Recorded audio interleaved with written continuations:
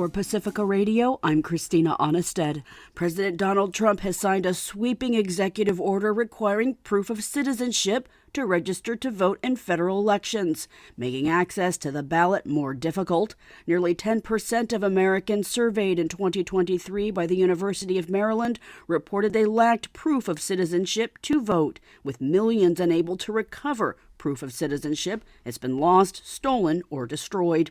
The order, called Preserving and Protecting the Integrity of American Elections, also requires ballots be received by Election Day throughout the country and would apparently shift power over elections to the presidency, giving the president power to order actions by the Independent Bipartisan Election Assistance Commission.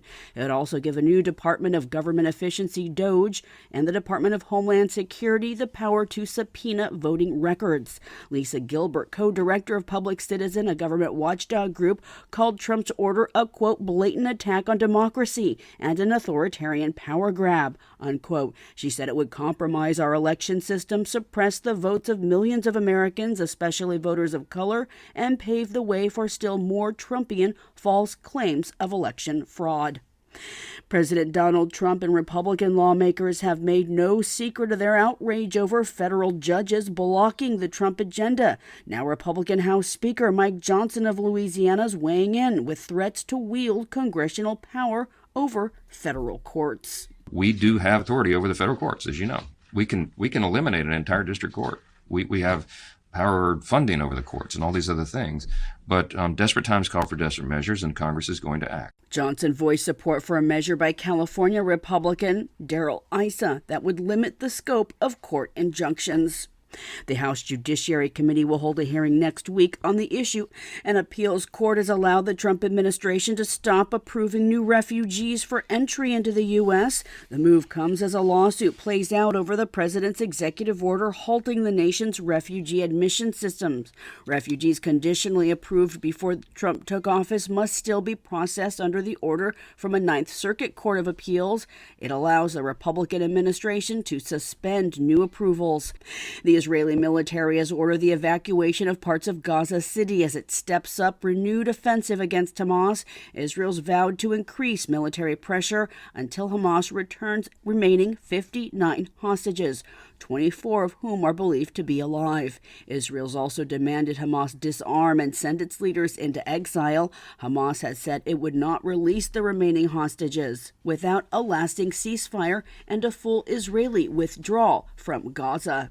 Meanwhile, Palestinians protested against Hamas during anti-war protests in the Gaza Strip, a rare show of public anger against Hamas, which has long repressed dissent.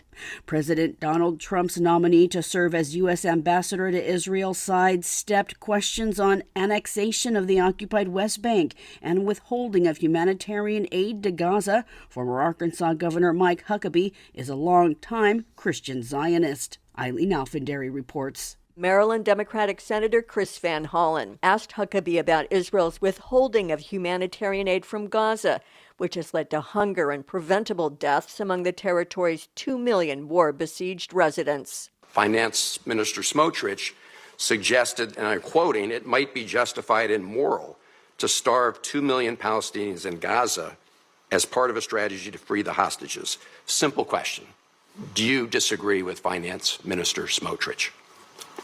Senator, as you know, an ambassador doesn't get to argue with the people of the country he goes to represent the United States in. Right. But my job is to represent the president and his policies. In 2008, Huckabee said there is no such thing as a Palestinian. He has openly advocated for Israeli annexation of the occupied West Bank. In 2015, he said there were plenty of territories outside of Palestine where a Palestinian state could be established. In 2017, he said there's no such thing as an occupation. Huckabee is a Christian Zionist who has led evangelical Christian tours of Israel.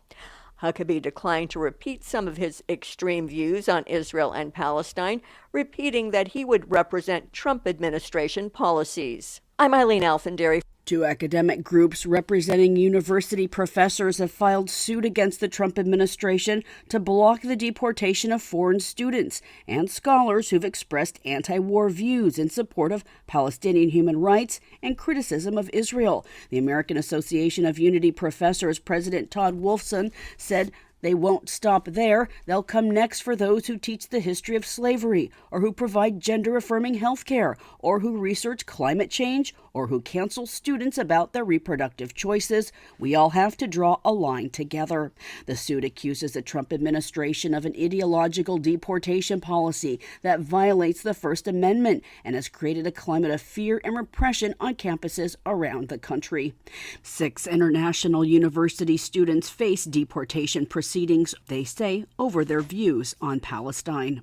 I'm Christina Onnested reporting for Pacifica Radio.